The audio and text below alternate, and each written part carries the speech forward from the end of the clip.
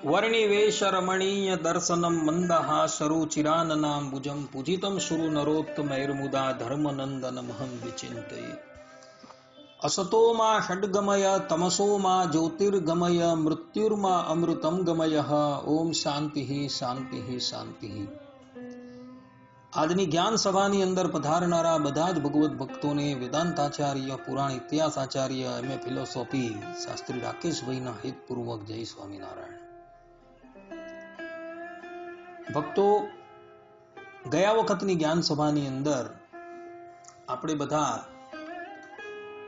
ગ્રહસ્થએ પોતાની વૃત્તિ અને ઉદ્યમથી પ્રાપ્ત થયેલા ધનમાંથી કેટલું દાન કરવું જોઈએ તથા દાન આપનાર તથા દાન લેનારાએ કઈ દિશામાં કયા મુખારવંદે ઉભા રહીને દાન લેવું જોઈએ। આ ઉપરાંત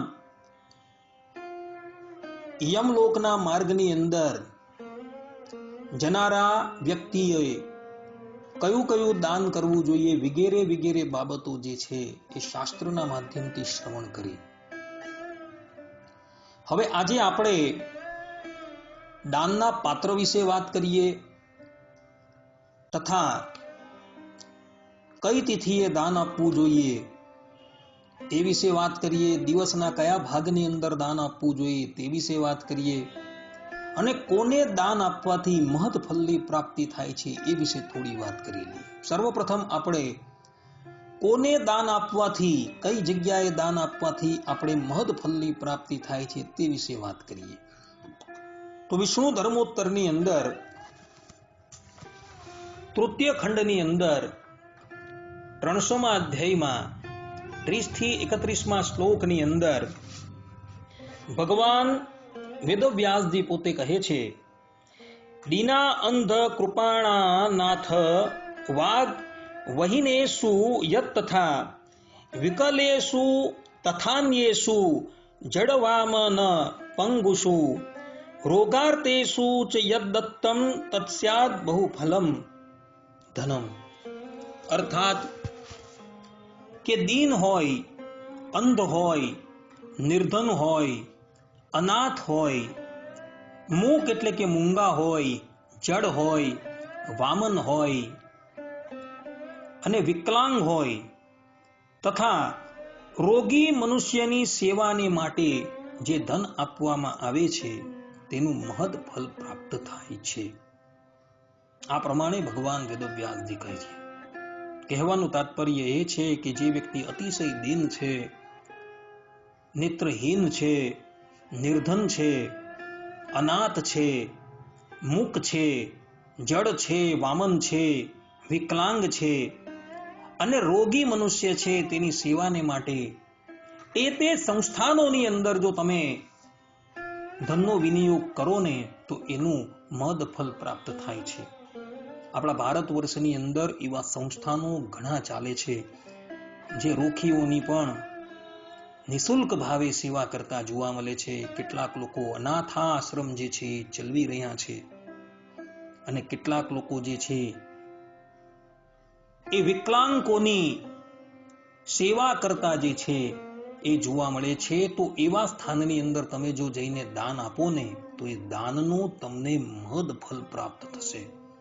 આ પ્રમાણેની વાત જે છે એ ભગવાન વેદવ્યાસજીએ વિષ્ણુ ધર્મોત્તરની અંદર કહેલી છે। માટે ભક્તો, આવા સંસ્થાનો જે પણ કોઈ ચલવે છે એ સંસ્થાનોને અવશ્ય તમે દાન કરજો જેથી કરીને તમને એનું મહદ ફલ જે છે એ પ્રાપ્ત થશે। હવે આપણે વાત કરીએ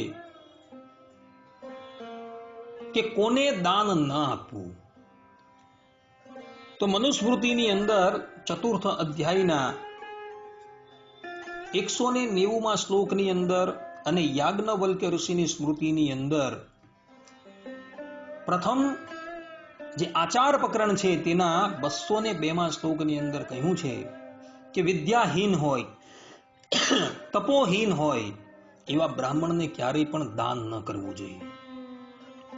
જો એવો બ્રાહ્મણ દાન લે તો દાતાને તથા પોતાને પણ અધોગતિના માર્ગ તરફ લઈ જાય છે. આ પ્રમાણેની વાત યાજ્ઞવલ્ક્ય અને મહર્ષિ મનુ જે છે એ પોતે કહી રહ્યા છે. વિદ્યા તપોભ્યામ હીને નતુ ગ્રાહ્ય પ્રતિગ્રહ ગૃહણન પ્રદાતારમ અધોનયત યાત્મા નમેવ ચ. આ પ્રમાણે સ્પષ્ટ રૂપે આ શ્લોકની અંદર લખેલું છે કે જે વિદ્યાથી રહિત હોય, જે તપથી રહિત હોય, એવા બ્રાહ્મણને ક્યારેય પણ દાન કરવું જોઈએ નહીં. અને એવો બ્રાહ્મણ જો દાન લેતો હોય તો એ દાતાને તો નરકમાં પાડશે જ અને પોતાને પણ અધોગતિના પંથ તરફ લઈ જશે. માટે ભક્તો ક્યારેય પણ આવા વ્યક્તિને દાન ન કરવું. પરંતુ એની અંદર પણ વિકલ્પ છે. તમે તીર્થ પ્રસંગે કોઈ તીર્થમાં ગયા અને એ તીર્થની અંદર વિદ્યાહીન કે તપોહીન બ્રાહ્મણ પણ જો મળે ને તો શાસ્ત્રોકાર કહે છે કે તે જગ્યાએ પાત્ર અપાત્રનો વિચાર નથી કરવાનો. એ જગ્યાએ એ દાતાએ એવા બ્રાહ્મણને પણ દાન કરી દેવાનું છે. કારણ કે તીર્થની અંદર પાત્ર અપાત્રનો વિચાર કરવાની સ્પષ્ટ રૂપે મનાઈ કરવામાં આવેલી છે. આ ઉપરાંત ગ્રહણ જેવો કાળ હોય તો એ ગ્રહણ જેવા કાળની અંદર પણ પાત્ર અપાત્રનો વિચાર નથી કરવાનો. સત્સંગી જીવનની અંદર તથા મહાભારતના દાન પર્વની અંદર આ વાત લખેલી છે કે ગ્રહણના કાળની અંદર કોઈ પાત્ર અપાત્રનો વિચાર નથી કરવાનો. કારણ કે તે વખતે બધા જ બ્રાહ્મણો જે છે એ વ્યાસનું સ્વરૂપ કહેવાય છે અને બધું જ જલ જે છે એ ગંગાજલ સમાન હોય છે. અને તે વખતે પાત્ર પાત્રનો વિચાર નથી કરવાનો. તે વખતે તમારે એને દાન આપી દેવાનું છે. માટે ભક્તો આ વાત ખાસ આત્મસાત કરી લેજો કે તીર્થ અને ગ્રહણ જેવો પવિત્ર કાળ જે છે એને બાદ કરતા ઇતરનો જે કાળ છે તો એ કાળની અંદર વિદ્યાહીન અને તપોહીન બ્રાહ્મણને ક્યારેય પણ દાન નથી આપવાનું અને એ બ્રાહ્મણે દાન પણ નથી લેવાનું. આ વાત હું નથી કહેતો. યાજ્ઞવલ્ક્ય ઋષિની સ્મૃતિની અંદર આચાર અધ્યાય 1:202 અને મનુસ્મૃતિ 4:190 ની અંદર કહેલી છે. માટે કોઈ વ્યક્તિ અમને દોષારોપણ ન આપે. આ ઉપરાંત મનુસ્મૃતિની અંદર ચતુર્થ અધ્યાય 188-189 શ્લોકની અંદર, વશિષ્ઠ સ્મૃતિ 6ઠા અધ્યાયના 30મા શ્લોકની અંદર, બૃહસ્પતિ સ્મૃતિ 59 અને 60મા શ્લોકની અંદર અને સ્કંદ પુરાણની અંદર માહેશ્વર કૌમાર ખંડની અંદર અધ્યાય 5, 14 અને 15મા શ્લોકની અંદર સ્પષ્ટ રૂપે કહ્યું છે કે મૂર્ખ એટલે કે તપ અને વિદ્યાથી હીન બ્રાહ્મણ જો સુવર્ણ, ભૂમિ, અશ્વ, ગાય, અન્ન, વસ્ત્ર, તલ અને ઘીનું દાન લે છે તો તે લાકડાની જેમ ભસ્મ થઈ જાય છે. દાનમાં લેવામાં આવેલું સુવર્ણ અને અન્ન તેના આયુષ્યને, ભૂમિ અને ગાય તેના શરીરને, અશ્વ તેના નેત્રને, વસ્ત્ર તેની ત્વચાને, ઘૃત એટલે કે ઘી તેના તેજને અને તલ તેના સંતાનને નષ્ટ કરી દે છે. એટલા માટે મૂર્ખ બ્રાહ્મણે કોઈ પણ વસ્તુનું દાન લેવું નહીં. એવા દાન લેવાથી એને ડરવું. કેમ કે થોડું પણ દાન લેવાથી તે કીચડમાં ફસાયેલી ગાયના જેવું દુઃખ પામે છે. આ પ્રમાણેની વાત આ મહર્ષિઓએ કહેલી છે ભક્તો.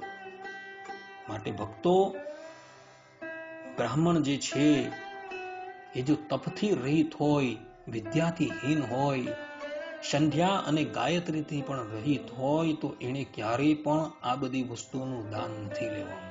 પરંતુ શાસ્ત્રોકારોએ પણ વિકલ્પ આપેલો છે.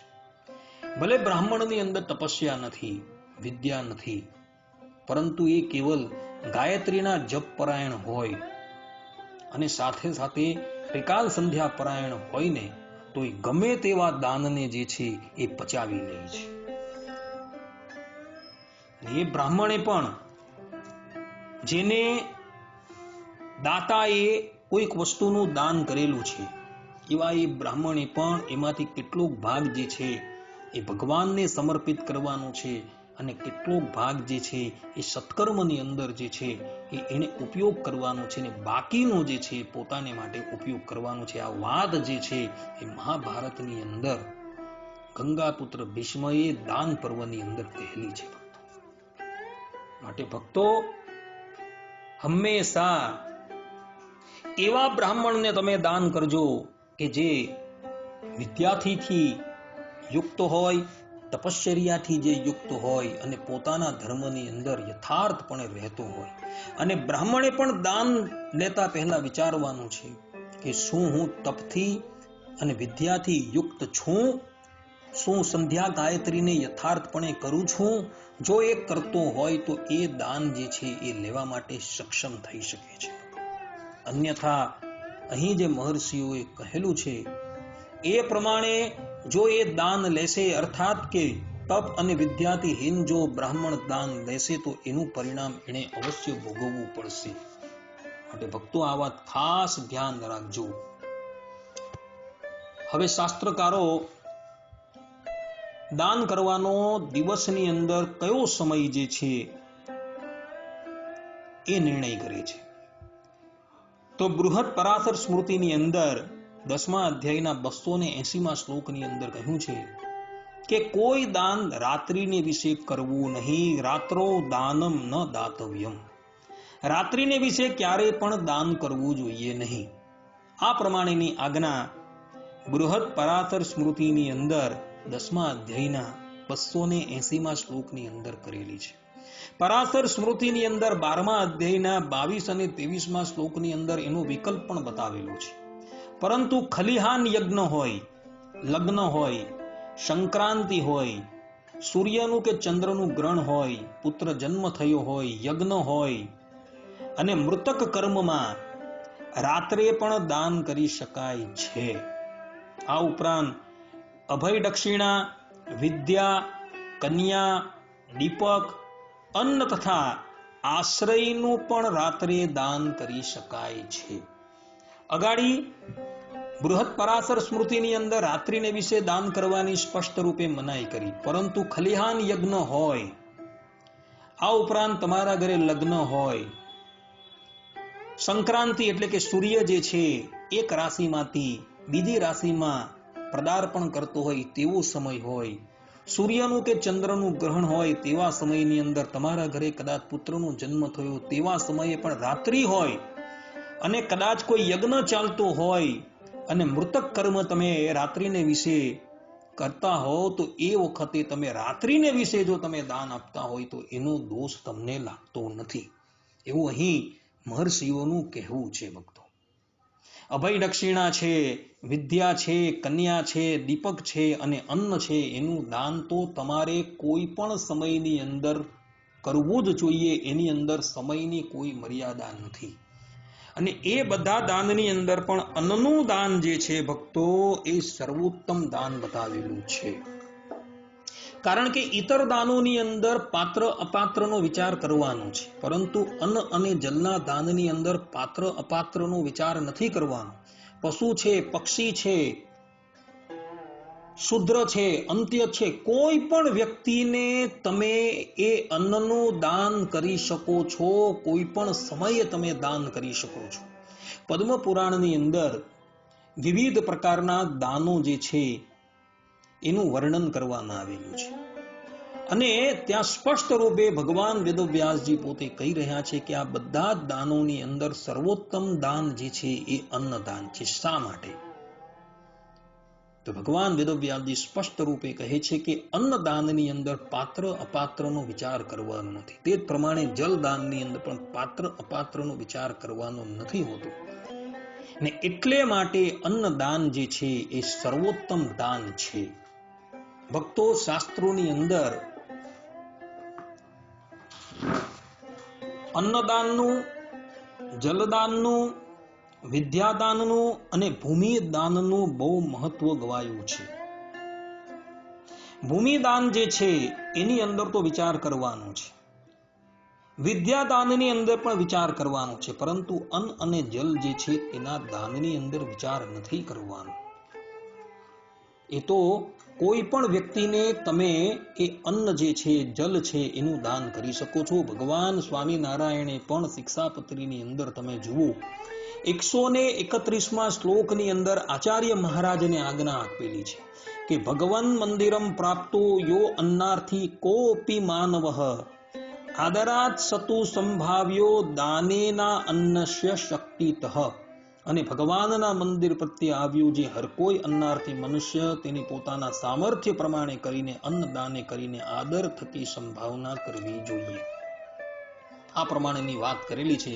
અને આ વાત જે છે ભગવાન સ્વામિનારાયણે જે કરેલી છે એણે પોતાના અવતાર કાળ દરમિયાન પણ ચરિતાર્થ કરેલી હતી.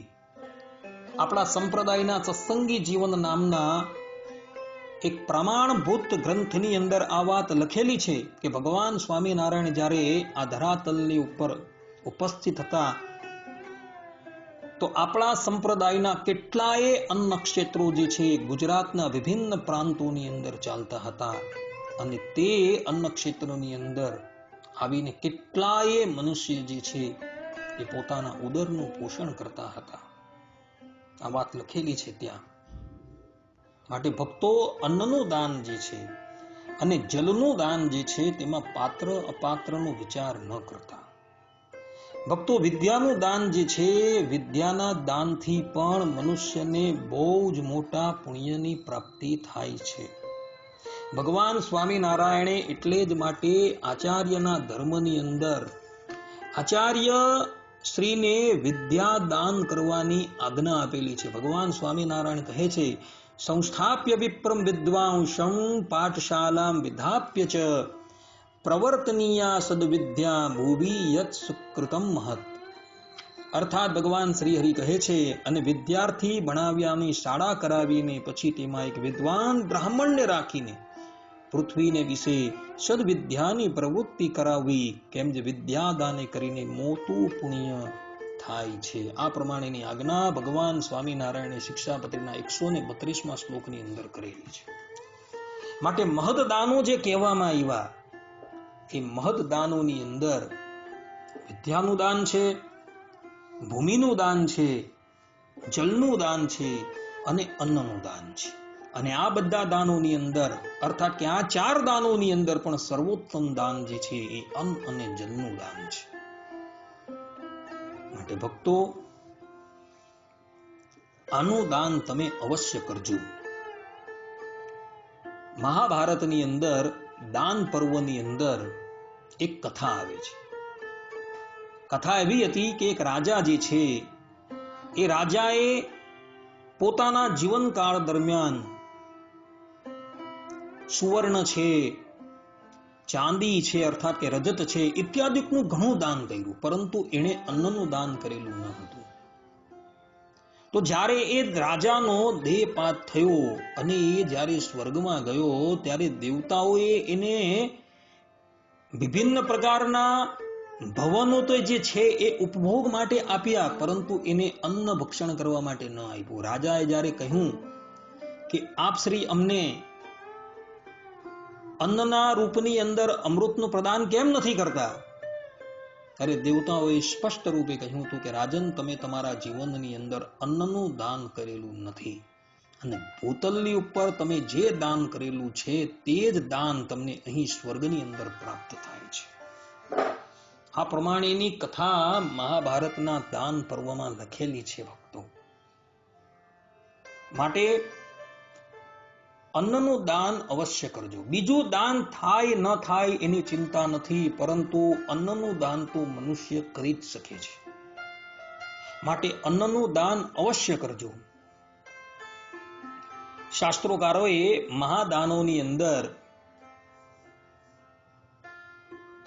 બીજી પણ કેટલીક વસ્તુ જે છે તેની ગણના કરેલી છે. સ્કંદ પુરાણની અંદર પ્રભાસ ખંડ 208મા અધ્યાયના 11 અને 12મા શ્લોકની અંદર સ્કંદ કહે છે કે ગાય, સુવર્ણ, રજત એટલે ચાંદી, રત્ન, વિદ્યા, તલ, કન્યા, હસ્તી એટલે કે હાથી, અશ્વ એટલે ઘોડો, પથારી, વસ્ત્ર, ભૂમિ, અન્ન, દૂધ, છત્ર તથા આવશ્યક સામગ્રી સહિત ઘર, આ 16 વસ્તુઓના દાનને મહાદાન કહેવામાં આવે છે. એમાં 4ની ગણતરી તો આપણે અગાડી કરી ગયા.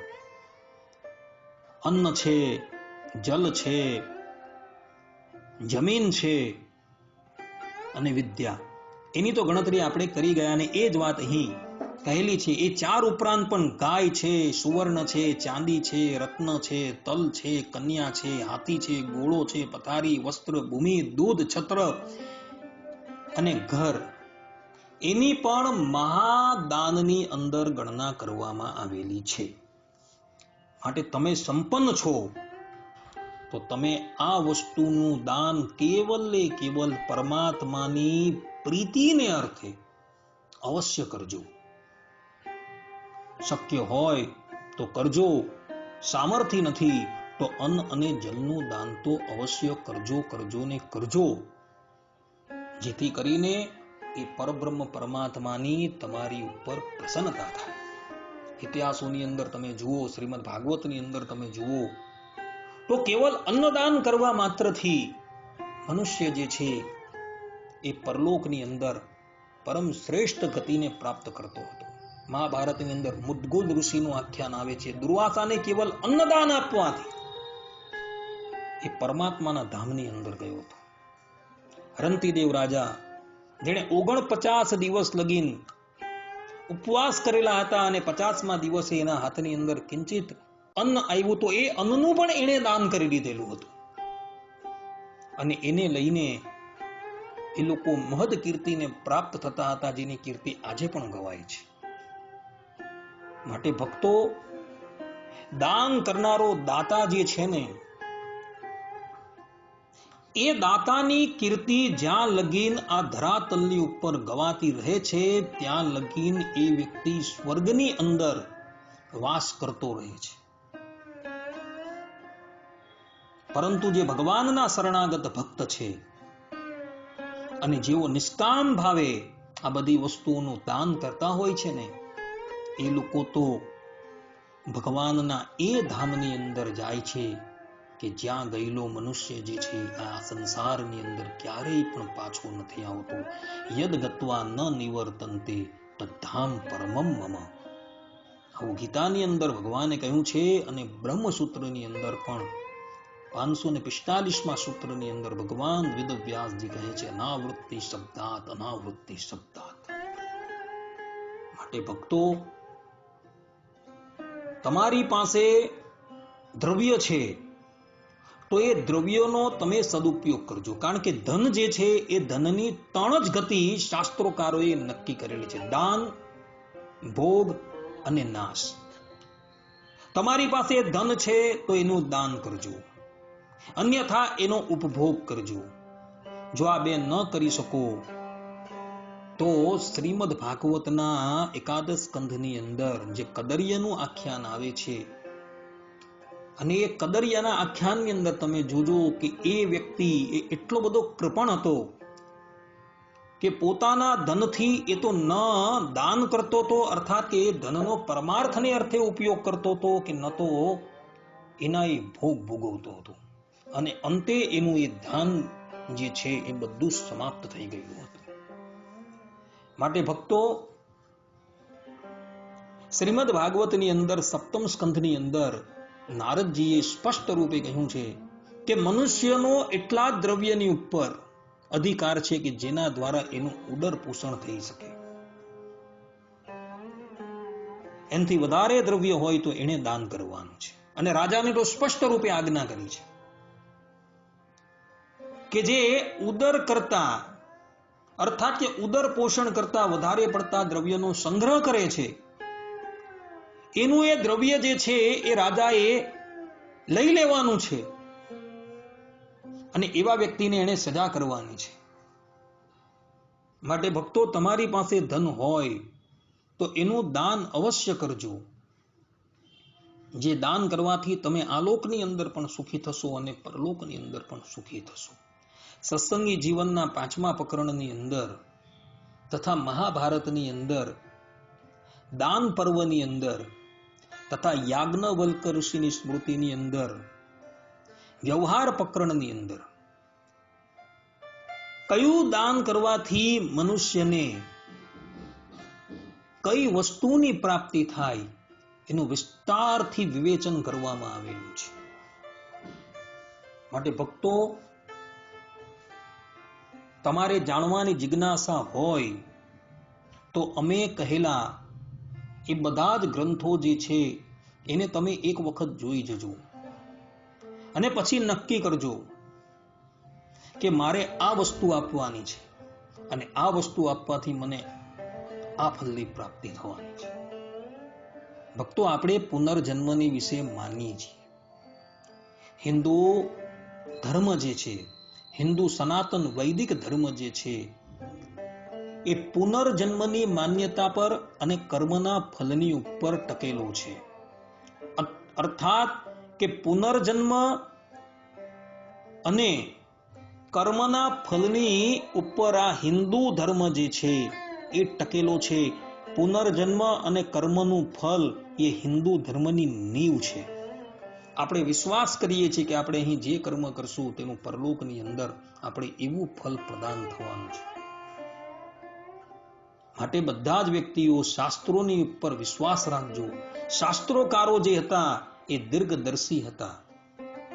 એને પૂર્વાપરનો વિચાર કરીને આ બધી જ વસ્તુઓ લખેલી છે. એ સમયની પેલે પાર જોતા હતા અને પેલે પાર જોતા હોવાથી એમણે શાસ્ત્રોની અંદર મનુષ્ય જે છે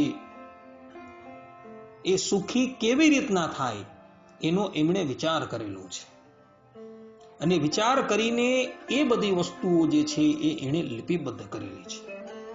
માટે શાસ્ત્રોના જે વચન જે છે એના પર વિશ્વાસ રાખજો અને વિશ્વાસ રાખીને તમે વિવિધ પ્રકારનું જે દાન જે છે એ કરજો, જેથી કરીને તમે આ લોકમાં પણ સુખી થાવ અને પરલોકમાં પણ સુખી થાવ.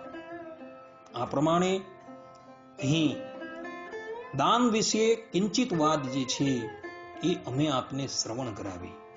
વિસ્તારથી તમારે એનો વિસ્તાર જાણવો હોય તો મહાભારતનો દાન પર્વ, સત્સંગી જીવનનું 5મું પ્રકરણ અને મહર્ષિ યાજ્ઞવલ્ક્ય દ્વારા રચાયેલી યાજ્ઞવલ્ક ઋષિની સ્મૃતિની અંદર વ્યવહાર પ્રકરણ જે છે એ તમે જોઈ લેજો, જેથી કરીને તમને આ દાન કરવાથી કયા ફલની પ્રાપ્તિ થાય એ બધી જ વસ્તુ જે છે એ જાણવા મળશે. અહીંયા પ્રવચનને હું વિરામ આપું છું. સર્વે સંતુ નિરામયઃ, સર્વે સુખીનો ભવંતુ, સર્વે ભદ્રાણી પશ્યંતુ, મા કશ્ચિત દુઃખ ભાગ ભવેત. અસ્તુ. જય સ્વામિનારાયણ.